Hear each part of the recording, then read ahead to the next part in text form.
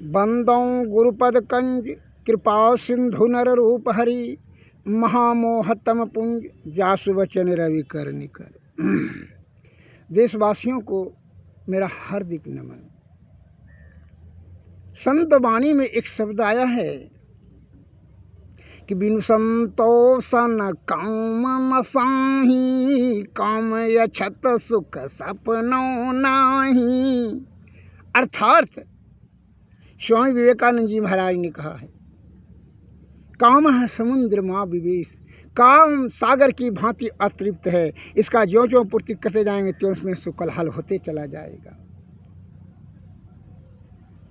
कामना का नाश कैसे होगा? संतोष से, और संतोष जब होगा तब आप सुखी हो जाएंगे।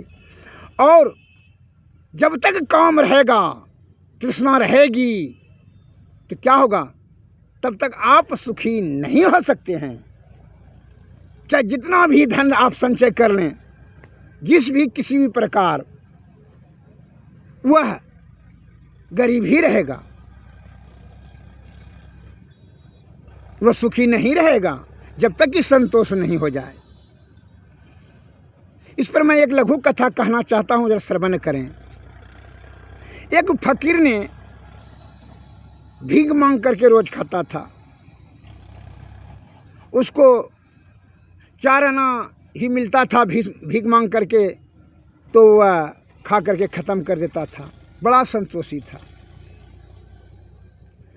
तो एक दिन की संजोग की बात ही, उसकी 8 आना मिल गया उसको।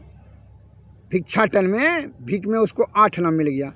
तो वह सोचा कि 4 आना खा लिया, भरपेट भोजन हो गया, तो सोचा कि अब जो है 4 आना क्या करेंगे रख कर करके, तो जो मुझसे ज़्यादा गरीब है उसको हम दे देते हैं भाई। वो गरीब का खोज करने के लिए निकला। तो थोड़ा दूर पर जाने के बाद वो गरीब खोज रहा था कि भाई उसको गरीब होगा तो उसको दे देंगे। लेकिन कुछ दूर जाने के बाद देखा कि गांव में जो है एक 100 रुपया के लिए वो झंझट कर रहा है। कहा नहीं, ये जो है ना 100 रुपया के लिए झंझट कर रहा है। देखें और जैसा और इससे गरीब। उससे जैसा आगे बढ़ा तो देखा कि कोई 1000 रुपया के लिए झंझट कर रहा है। उससे भी आगे बढ़ा तो देखा कि सेठ मरवाड़ी सब जो है ना लाख रुपया के लिए झंझट कर रहा है। उससे आगे बढ़ा तो देखा जौहरी सब जो है ना करोड़ों रुपया के लिए झंझट कर रहा है। कितना रुपया घाटा लग गया इतना। उससे भी आगे बढ़ा तो ऐसे बढ़ते बढ़ते राज दरबार में चला गया। तो राजा ने मंत्री सबसे मंत्रणा कर रहा था, विचार कर रहा था कि अमुक देश पर लड़ाई कर कर करके जो है सभी उसका धन संपत्ति छीन लेंगे। तो एक दूसरे मंत्री ने कहा इससे तो बहुत जनता का जो है नरसंहार होगा, बहुत से माँ निपुत्री होगी, पत्नी विधवा हो जाएगी, इससे जान माल का बहुत बड़ी भारी क्षति होगा। राजा साहब क्योंकि जान माल से क्षति से क्या मतलब है? उसका जितना भी है राज व्यापार में जितना भी सोना चांदी सब है, सब तो हीरा मोती सब तो हमरे हो जाएगा ना, सब धन तो हमरे हो जाएगा सब। तो उसने यही विचार कर रहा था कि जो है 3 दिन के बाद उस पर आक्रमण करना है। तो वह भिखारी ने सुन लिया, वो फकीर ने, कि यही इस सबसे बड़ा गरीब है, कि इसको कितना धन का लालसा है कि यह इतना इतना जघन्य अपराध करने, खून करने के लिए, हत्या करने के लिए जो है ये सोच रहा है कि चाहे जितना आदमी मारा जाए, जितना जान माल का क्षति हो, लेकिन उसका जो है ना सोना चांदी प्राप्त कर लेंगे। ये सबसे बड़ा गरीब है, इसलिए न यह इतना बेचैन और व्याकुल है। इसको बेचैनी ज़्यादा घेर रहा है, इतना इतना सेना तैयार कर रहा है आक्रमण करने के लिए। ये अपना में इतना संतोष में, ये सबसे बड़ा गरीब है। तो उसके आगे में, राजा के आगे में वो 4 आना फेंक दिया। तो राजा के आगे में जैसे फेंका तो राजा ने क्रोधित का कहा, अरे क्या तकलीफ, क्या आपका है इस तरह से व्यवहार, इस तरह से व्यवहार करने में आपको डरने लगता है? क्योंकि नहीं, ये जो राजा साहब, इसमें डरने की बात नहीं है। हम खोज रहे थे कि 4 आना बच गया था, आज भिक्षा मांग करके जो है ना 8 आना मिल गया था, इसलिए 4 आना खा लिए, भरपेट हो गया भोजन। तो हमको किसको देना है? सबसे बड़ा गरीब कौन है? तो हम देखें सबसे बड़ा गरीब तो आप ही हैं, इसलिए हम आपको फेंक करके दे दिए। तो कैसे हम सबसे बड़ा गरीब? क्योंकि जब आप जो है इतना जान माल का हत्या कर कर करके लड़ाई झगड़ा करते हैं पैसा धन के लिए, तो इसका मतलब क्या है कि सबसे बड़ा गरीब है आप। खून खतरा पर भी आप उतर गए। एक तो छल कपट प्रपंच से राजा बनवे किए हैं, और उसमें भी आप सोचते हैं कि दूसरे राज्य में जो सेना लेकर के चढ़ाई करेंगे, उसका खून खतरा करेंगे, बहुत से आदमी का जो है ना वध करके हत्या कर करके बहुत जीव जंतु का और जो है ना उसका संपत्ति लूट लेंगे। इसका मतलब है कि धन जो है प्राप्त करने के लिए आप हत्या उत्या सब कर सकते हैं। इससे बड़ा, आपसे बड़ा गरीब कौन है? इसलिए हमने आपको ये चारणा दे दिया। तो वह ऐसा सुन करके बड़ा लज्जित हुआ और उसका ज्ञान का पट खुला कि कहना सही है। एक धन संचय करने के लिए जो कि मौत के समय में कोई काम नहीं है, कुछ एक सुई भी नहीं ले जा सकेंगे, और जो है और हम क्या क्या कर रहे हैं, जघन अपराध कर रहे हैं। यह जो है उनका जो है छठी इंद्रिया में धक्का लगा और ज्ञान का पट खुला। तब जो है वही महात्मा के चरण कमल पकड़ कहा कि अब जो है हमको जो है कुछ शिक्षा दिया, अरे त्याग शक्ति बढ़ाओ, बिना संतोष रूपी जो है इच्छा बढ़ाओ, तृष्णा को प्रमुखता मत दो। तृष्णा में तुम बहक कर करके जघन अपराध करते हो। इससे अंत में सोचो कि इससे क्या होने जाने वाला है। उससे कुछ नहीं होगा। जब यह श्वास रुक जाएगा तो कोई काम में नहीं आएगा, एक सुई भी तुम नहीं ले जा सकोगे। इसलिए संत वाणी में आया है, यह तन कर फल विषय अनुभवाई, अस्वर्ग में अल्प अल्प दुखदाई। यह तन भोग विलास करने में तुम ये क्षणभंगुर सुख पाने के लिए, जो कि अंत में कष्टदायी है, दुखदायी है, यही मन के बेईमानी से यह विषय से आसक्त होकर करके तुम जो यह दो जघन अपराध कर करके धन जमा करना चाहते हो, धन तुम्हारे साथ जाएगा? कुछ नहीं जाएगा, न परिवार जाएगा। इसलिए हमारे गुरु महाराज ने कहा है संत वाणी में, स्वामी महर्षि मही ब्रह्मदास जी महाराज के वाणी में आया है, क्या सोबत गफलत के मारे जाग जाग मन जाग रे, अंत काल संगी न होगा संग न चल कऊ तेरे रे। क्या सोबत गफलत के मारे जाग जाग मन मोरे रे, यह धन धाम कुटुंब कबीला सब स्वार्थ के चेरे रे। यह सब के स्वार्थ, ये जितना देख रहे हैं कुटुंब कबीला या धन धाम सब स्वार्थ के सन्निहित आपका जो है न कर रहा है। तन मन सुख को ना सुख तेरो, आत्म सुख निज तेरे रे। तन मन से जो विषय से आसक्त होकर के जो तन को जो है इंद्रियां को सुख पहुंचाना चाहते हैं, यह सुख आपका अपना नहीं है, ये तो इंद्रियां का सुख है। जैसे जीवा को स्वादिष्ट भोजन चाहिए, जो है अब जो है सेक्स करते हैं, उसकी क्या करते, तृष्णा को शांत करने के लिए, इंद्रिय सुख के लिए, लेकिन वह आत्म सुख नहीं है। आप नैन से देखते हैं, मित्र देखे खुश हो जाते हैं, कोई काम में नहीं आएगा। जो कोई गंदा शब्द सुनते हैं तो है आपको क्रोध उत्पन्न होता है, मीठा शब्द सुनते हैं तो हर्ष होता है। अरे ये विषय से ऊपर उठो, रूप रस गंध शब्द स्पर्श, ये सबसे ऊपर उठो। मन के बहकावे में यही आप लिपट जाते हो विषय में, और मूल चीज़ जो है तत्व, यह जो जीवात्मा है, यह तन जो साधन है मोक्ष का धाम, यही छूट जाता है आपका। तो ये जीवात्मा को परमात्मा की आवश्यकता है। तन मन सुख ना सुख तेरो, आत्म सुख निज तेरे रे।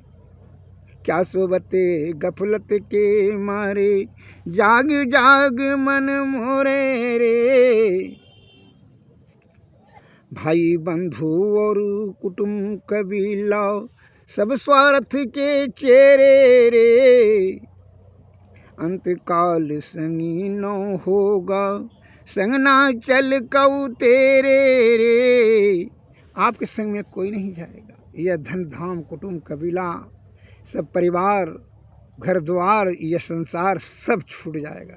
यह जीवात्मा जो है क्या होगा, 84 लाख योनि में परिभ्रमण करने लगेगा, जिससे कि इसको नाना प्रकार का कष्ट होगा। इसलिए जीते जी अभी ही आप सही जगह पहुंचाने के लिए, अर्थात जीवात्मा को सही जगह परमात्मा में मिलाने के लिए ही युक्ति करें, प्रयत्न करें। वह सद्गुरु के शरण में ही जाने से यह ज्ञान की प्राप्ति आपको होगी। हे हमारे देश की प्यारे सज्जनों, बूढ़े बच्चे और नौजवानों, कम कहें अधिक समझिए। अनादिकाल से संत महात्मा ये सब बात आपको कहते हैं कि और परमानंद प्राप्त करने के बारे में यत्न करो। ये छोटा चीज़ में ही भरी मुट्ठी कोयला पकड़ लेगा तो हीरा कहाँ से मिलेगा। यह छोटा विषय में सुख खोजने के चक्कर में आपका हीरा छूट जाता है। यह जीवात्मा को परम आत्मा की ज़रूरत है। अतः हे हमारे भारत के प्यारे सज्जनों, शुद्ध चित्त आत्मा रख सतोगुण में सदाचार का पालन करें और सद्गुरु के शरण में जाएं, तभी आप ईश्वर प्राप्त करने में सक्षम हो जाएंगे। तो जीवन मरण से आप मुक्त हो जाएंगे। ये झंझट जीवन मरण दुसहा दुख ही झंझट से ही समाप्त हो जाएगा। आप कभी आत्मचिंतन करके सोचिए, everything melts before that internal radiance. जो परवल जिज्ञासु है उनकी सभी समस्याओं के समाधान अंतःकरण में है। आप सोचे हैं कभी, अरे बच्चा पैदा करना और धन संचय करना, मकान बनाना, दुकान बनाना, ये तो सब बेकाम करता है, सब बेजीव करता है। ये 84 लाख जी में सभी में चिड़िया घोंसला बनेबे करता है, सब कीड़ों मकोड़ा अपना घर बनेबे करता है, वो भी बच्चा जन्मा देता है, वो भी जो है संचयी का बनता है। सब तो सब कर ये रहा है, उससे विशेष क्या आप कर रहे हैं? क्यों आप चेतन जीव की गिनती में आते हैं।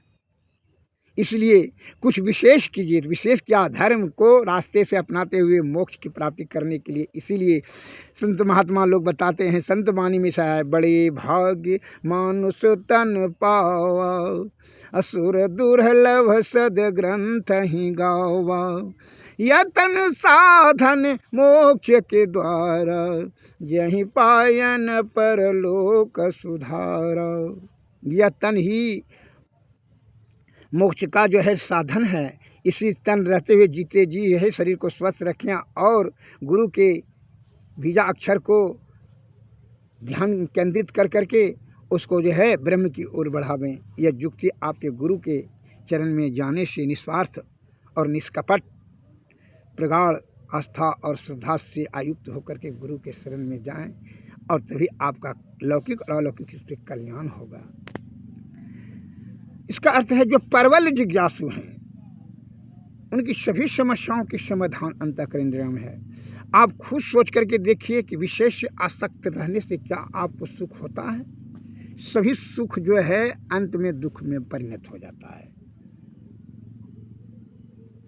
आप अपने बुद्धिजीवियों का, आदि विद्वानों का, आदि संत महात्माओं का निंदा करने से बाज नहीं आते हैं,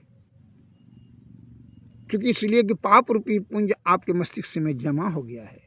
इसलिए आपको अंधकार में आपको सही ज्ञान का प्राप्ति नहीं हो सकता है।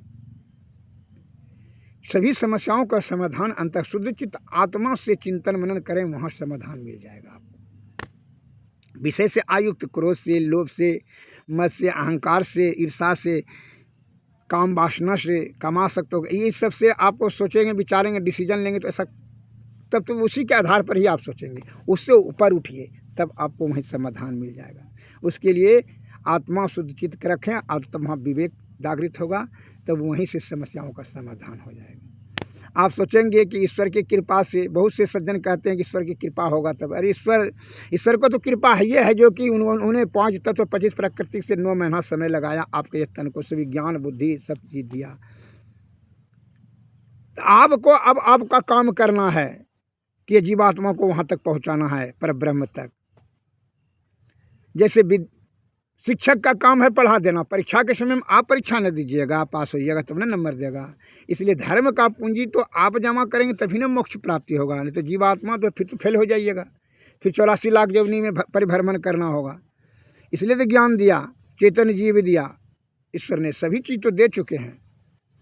अब आप जो है मिथ्या आरोप लगाते हैं, क्यों? अपना दुर्गुण को छिपाने के लिए, अपना आलस्य को, अपना कम बुद्धि को, अपना विषय को, जो है अपनी बुराई आदत को, या जो है क्षणभंगुर सुख के फेर में आप लिप्त हो जाते हैं और जो है अपने संत महात्माओं का और ईश्वरों का आप निंदा करने लगते हैं। यही आपकी प्रवृत्ति बन गया है। यह प्रवृत्ति से ऊपर उठ जाइए, यही हमारा आपसे निवेदन है। क्योंकि इसलिए कि कि विषय भोग के लिए ही केवल ये शरीर नहीं बनाई गई है। ये शरीर जो है स्वर्ग सुख भी जो है वो व्यर्थ बताया है कि स्वर्ग सुख भी प्राप्त कीजिएगा तो फिर जो है जीवात्मा जब धर्म नष्ट हो जाएगा तो फिर आपको योनि में चलाना होगा, 84 लाख योनि में। इसीलिए स्वर्ग सुख नहीं, यह तन से आप परब्रह्म तक पहुंच सकते हैं। उसके लिए विधि आप उस संत के शरण में जाइए और प्राप्त कीजिए। यही हमारी आपसे निवेदन है। जय हिंद, जय भारत, धन्यवाद, नमस्कार।